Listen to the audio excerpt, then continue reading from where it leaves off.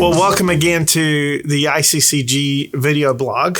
And this is Dave. I'm Grant. We're the founders of ICCG. And we're doing a bunch of videos to help you take the mystery out of what a deal, what a transaction looks like in buying or selling a business. We do quite a few deals a year. And one thing that you do very well, but also aggravatingly well, is that you want the deal to move along, right? And so I don't like slow deals. That's right. And so deals don't always, get accomplished, get closed, right. Because different things can happen during the process. And right. So our job is to navigate around them. But Dave, what are some of the things that occur that will kill a deal for sure? The deal killers is what we call them. Yeah. And there are several, and I think there's a lot more. This isn't by any means an exhaustive list, but I think probably the biggest deal that we run into is people just not wanting to disclose important information or events, or they're fearful of it. Now, we did a deal recently. It was a larger deal, and I think one of the best things we heard was from the buyers. From their counsel, who basically said, look, we're doing due diligence not to try to get an aha moment or a gotcha moment. We're just trying to make sure we're disclosing. And I think it's really important for business owners to understand it. They don't need to fear what is, right?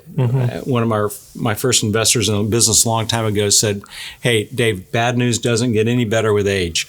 And that's really true, especially because something's going to be found out because you're signing basically that you've disclosed everything. Yeah. So that would be the first thing.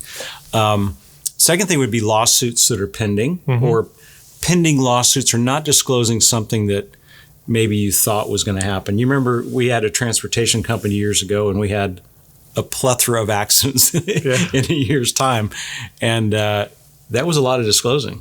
Well, but it's not just disclosing existing lawsuits or existing actions, I guess is what lawyers will call it. It's also, things that have happened that may not have resulted in any kind of lawsuit or any claim at least until that point.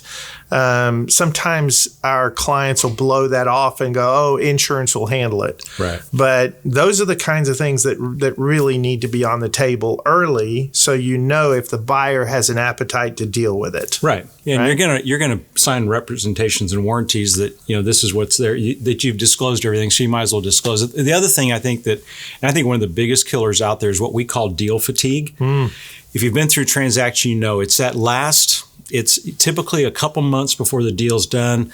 The seller has never been through this before. They're tired of all the questions. They're tired of all the disclosures. Everyone's fatigued on the negotiating. The emotions get kind of running high. And sometimes it's easier to say, you know what, I'm done. And we've held many people at the table and said, no, just give it some time. This happens, right? And we've been there, right? Well, there seems to be an unending request for information. Right? It's like, and then you give the information to maybe their accountant, and then the lawyer is asking for the same information. Right. It's like, go get it, Right. And so that's what our role is to push the deal along so that people don't get deal fatigue. Exactly. But it definitely does. And of course, our job as well is to make sure that information is organized in a way that we don't duplicate asks of our own client, right? Which is really frustrating as well. Right. And so, and that I think that's one reason I like for deals to move along, because I know that we're going to hit deal fatigue, and the quicker we can move to closing, the better. I think one of there's a corporate structure which may not always be in order, which is always a big thing. And people just all we can tell you is make sure your corporate structure is in order before you sell, because it's going to have to be by the time you get there. But the other one that I wanted you to speak to, Grant, was that the disorganized or inaccurate financials. I mean,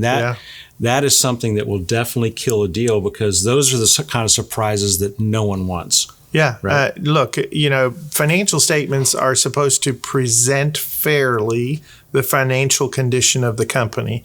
And so, if what the potential buyer is reading is not actually happening. They're going to base their expectations on what the financial statements say.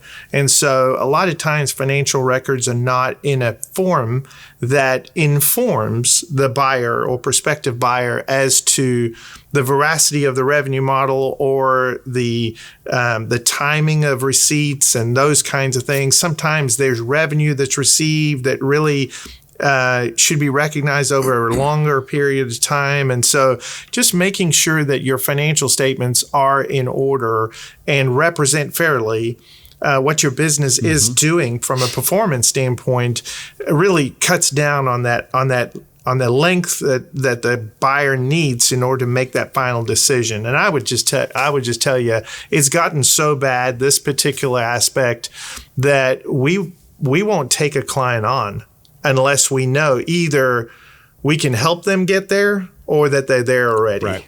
Right. It's just there's too much liability there. Right. And I will say this, that in closing, that this is one reason I love the team we have at ICCG. We've got, Grant's got a CPA background, and I mean that alone and that expertise alone helps tremendously in this area, because we can help a company get to represent accurately what's going on as long as we're getting the accurate information. So, Hey, thank you for joining us. We look forward to seeing you next time.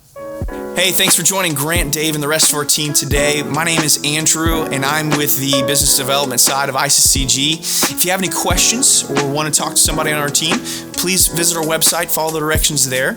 I'll most likely be the one to respond, so look forward to hearing from you. Before you go, please subscribe to our YouTube channel, and we'll see you next time.